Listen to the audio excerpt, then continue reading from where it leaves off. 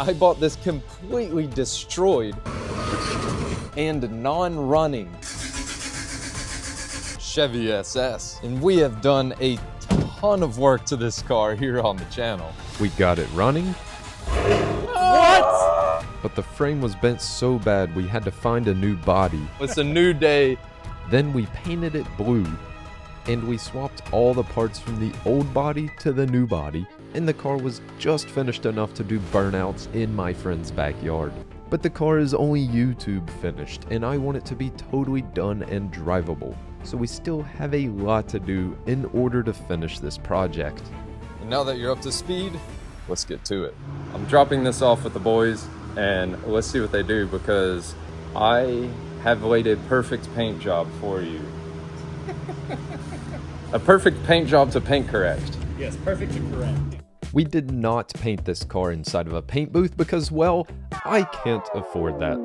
So there is a lot of dirt, bugs, and debris in the clear coat that needs to be cut, wet sanded, and polished out. My friend Nate and Will are masters of this, so they were able to really make this paint job look like it was done by someone who actually knew what they were doing. They used the world famous Jason Kilmer sanding blocks, which are by far the best blocks on the market, so a big thank you to Jason for sending us brand new blocks for this project, and you should message him on Instagram to buy some for yourself. There is a link in the description. Can I see it now? Yeah, you can see it now.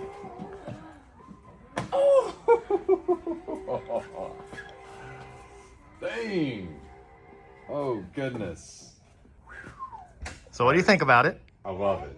I hauled the SS back to the shop, and I'm sure you're asking yourself why I put so much time and money into this particular car. Well, it's because I got it for less than half the price of a non-wrecked Chevy SS, and this is the last car produced with the legendary 6.2-liter LS3 V8 engine, and it is mated to a strong TR6060 6-speed manual transmission. It is rear-wheel drive and extremely comfortable to drive with the magnetic adjustable suspension. And one of the most meaningful reasons, it is a 2017 model, so the safety standards are very high, so I can confidently and safely drive my wife and daughters around in this modern-day hot rod. When doing major rebuilds, the small stuff is what notoriously slows down the process of rebuilding a car, so being organized and efficient is key to being able to get these monster projects finished. Now, I don't possess any of those traits, so that's why this has taken me so long to complete.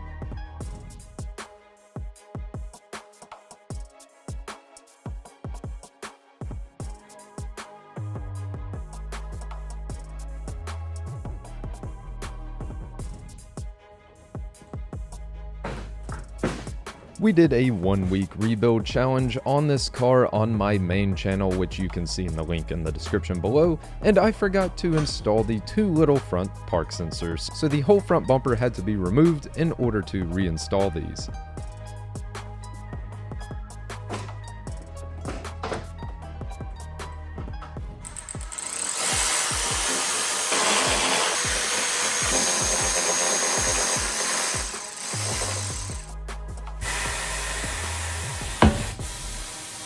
The rear wheel was obviously impacted heavily during the collision, so this needs to be replaced, and I'm going to attempt to reuse this rear tire.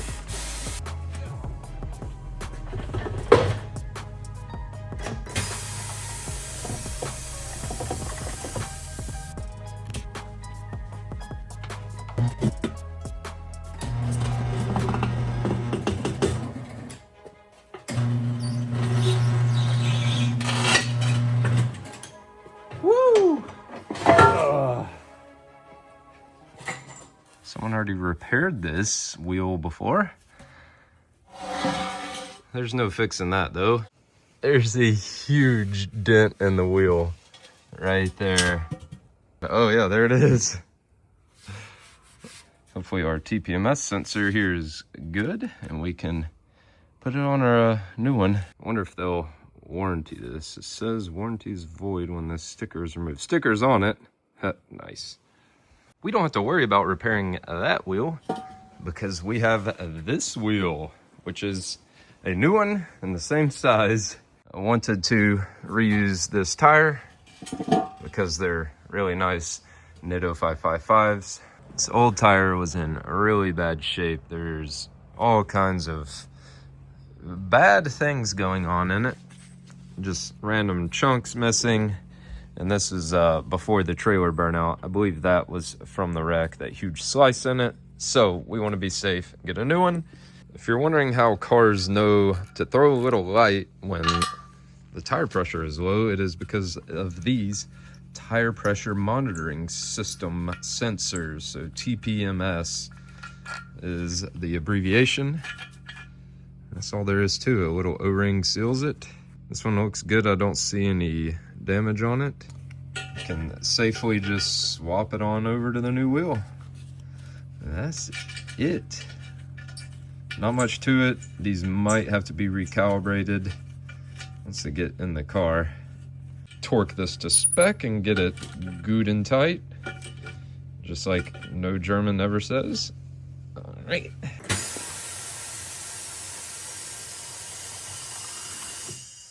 The goal is to not scratch the brand new wheel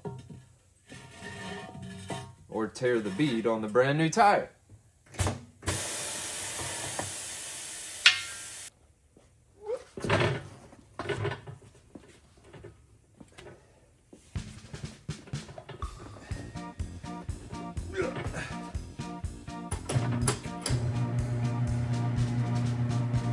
Oh no.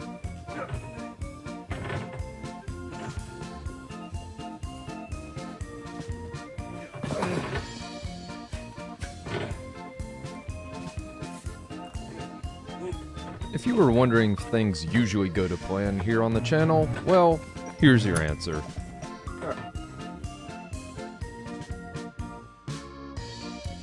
My tire machine's not really made for big wheels like this.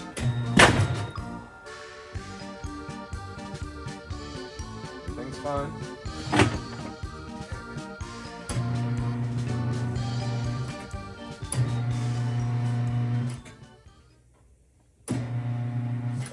There's our TPMS right here.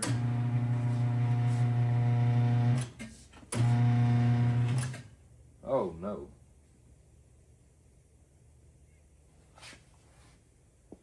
Sounded like it was scratching my wheel. Yeah!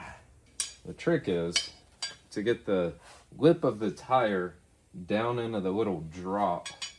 There's a lip down here. And if we can keep the bead down there, it's, see, oh, just fell in. It's less stress on it up here.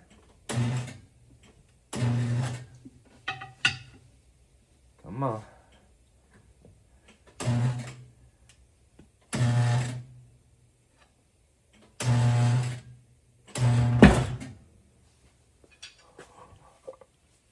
We might have just did this. Oh, yeah. We're good. We did it. It looks okay.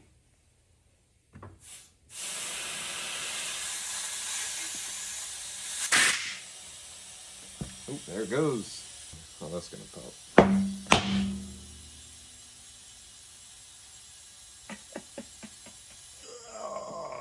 This was a good decision right here. And the only decision. Put a new tire on after all this work.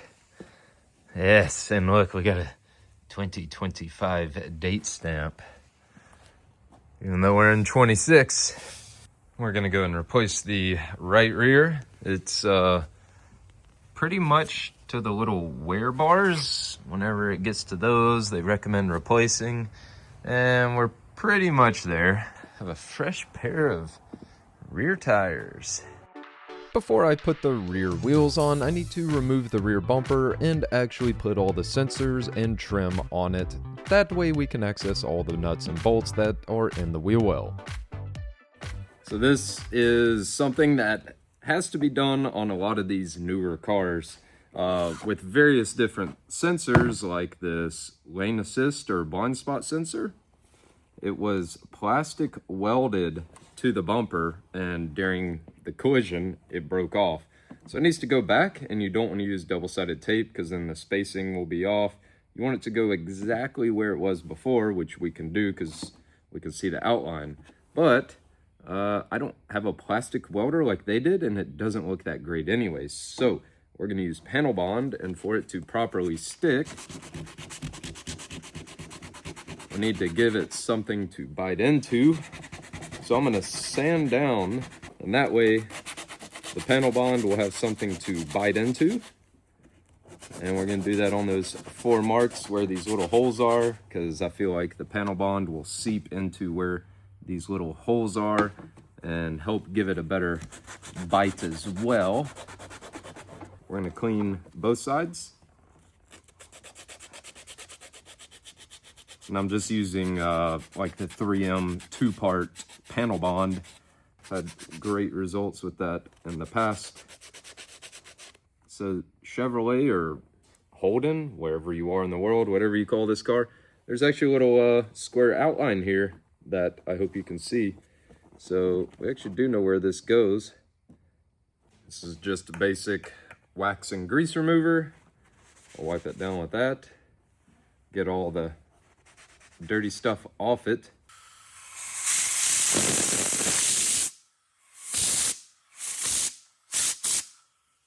So a little fun fact, this stuff is kind of expensive, but in the past I've also used window weld. It's like a window urethra thing.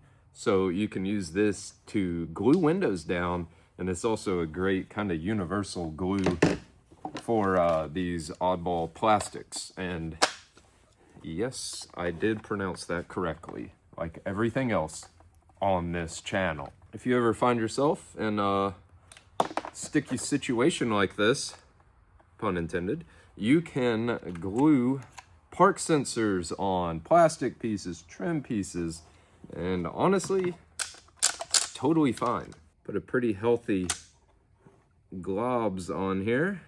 People in the collision industry will know a lot of this, and the BMW glue. It's literally used to glue these cars together structurally, and holds up just as good and sometimes better than welding and spot welding. Got it right where I need it. All my marks are lined up, and you can tell it's already moving. So to prevent that, we're going to use a lot of tape. I appreciate you all watching. If you don't mind, hit that subscribe button. I would greatly appreciate it. And let me know if you've done this, what kind of methods you've used in the past. Always like discovering new ways of doing things. Oh, check it out. My plan is working. See, it seeps through the little holes. So that way it makes little teeth so that it will hold on to the sensor. Now I gotta let this dry for, wow, cure time, 24 hours. I went outside and stared at the sun for roughly 24 hours and came right back in to reassemble this rear bumper.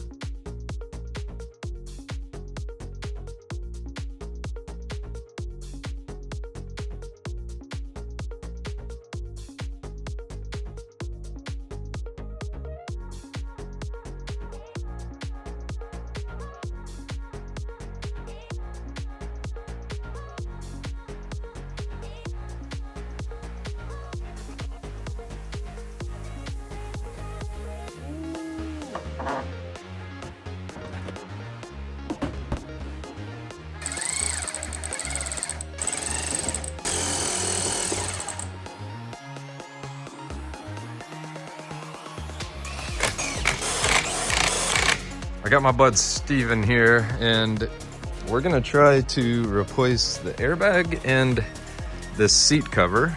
I've never done this before. We're starting with the trim.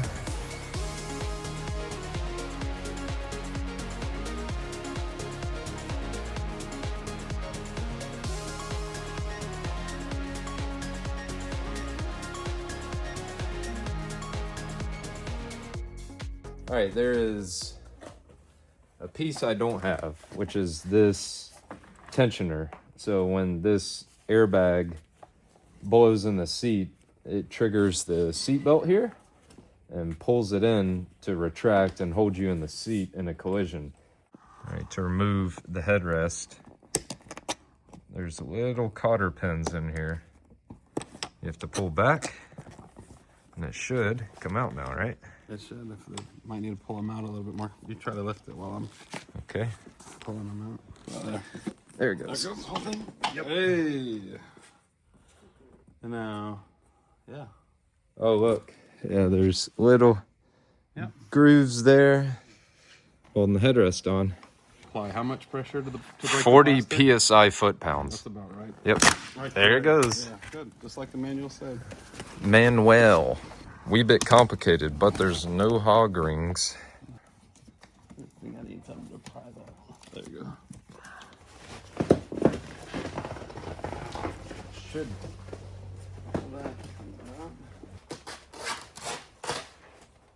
Okay.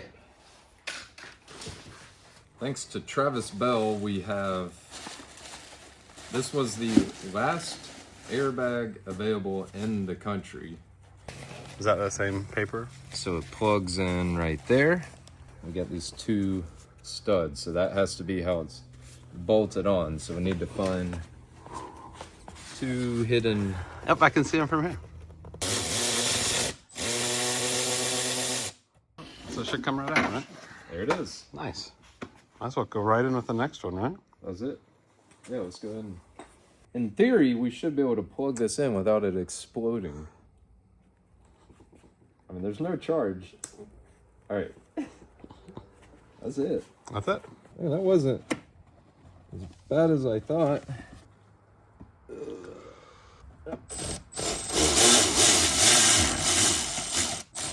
None of that has sounded right yet. There it goes. No! It's you, bro. Have to get out the magneto.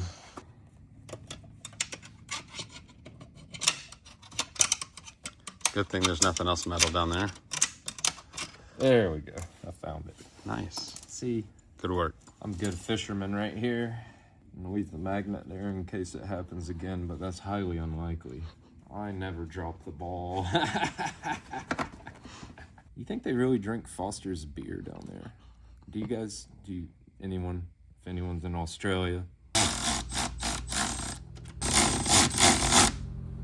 Nice. There it is. New airbags in. I'll swap these little brackets over and used rivets to hold them on. See what we can do. After taking this seat cover on and off more times than I care to admit, I feel like I can replace the seat covers on just about anything now.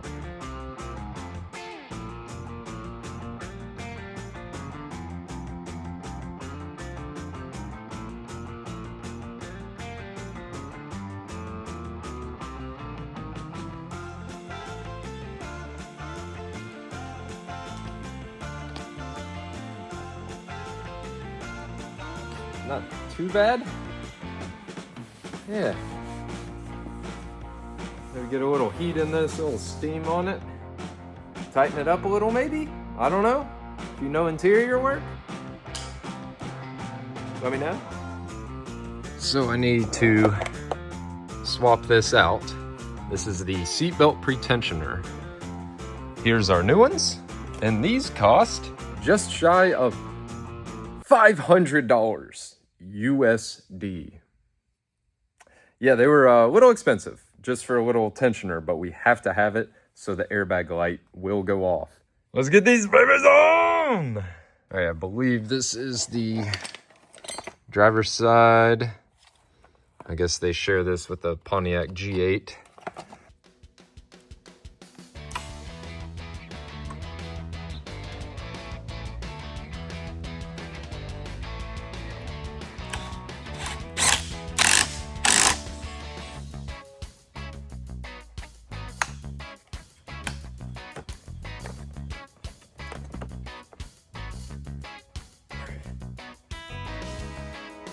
Don't scratch anything.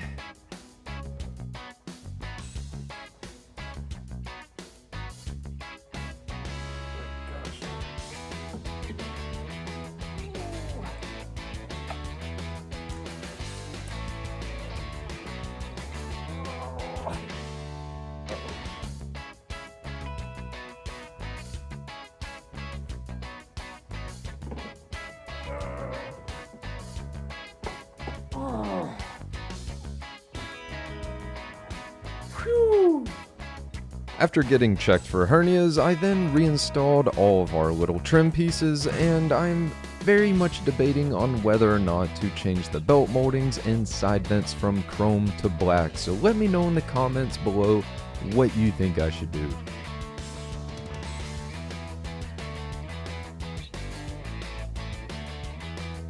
And for the last step, we're gonna install the exhaust system on the Chevy SS. Then it's time for our very first real test drive.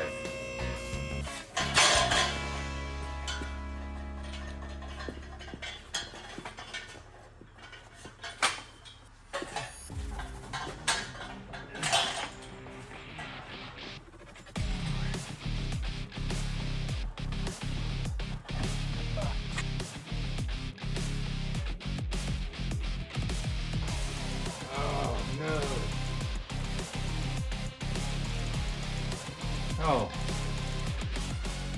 Stupid brace. Dang it. I was wondering why this was so hard to get on. That's what happens when you get in a hurry and haven't slept.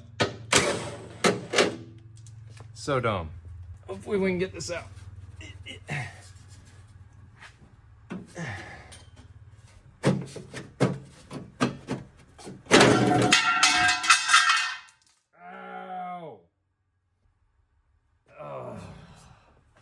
I totally did not hit myself on the head with a piece of metal. Workshop safety is very important. It's very dangerous working on cars. So be careful out there, everybody. Use your heads out there. Not literally like I did. This hanger is the last piece of the puzzle, and this car is complete. And we officially have blood, sweat invested in this. And once I add up how much this cost me, I'm sure lots of tears, many tears. Maybe I could have just bought a not wrecked one. All right, that's it. Let's go for a real test drive.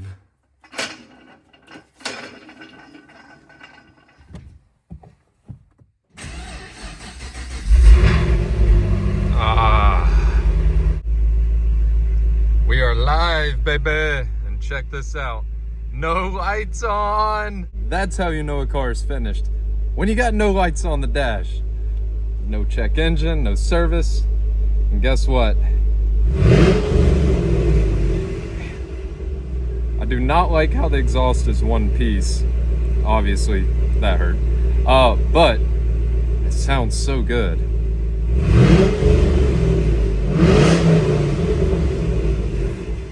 Let's see what this thing's all about. Oh my gosh. Oh, it's so quiet and smooth. The heads-up display with the G-force meter is a nice touch. What? We got a backup camera and heated and cooled seats. This is still a brand new car in my eyes. Everything feels so tight and new and fit well. This is how you build a car. We got park assist, heads-up display, heated and cooled seats, power windows, and air conditioning. Very fancy. All right, let's do a pull.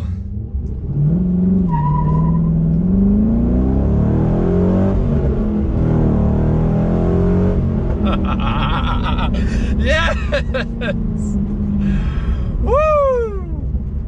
I love this car. We just hit another huge milestone. The original rebuild video on the Chevy SS just broke 1 million views. Thank you all so much. It's my first video to go over 1 million views. I had no idea we would ever be able to get this far. It would not have happened without all my friends who helped and all of you for watching. Thank you so much, seriously. I'll see you all on the next video.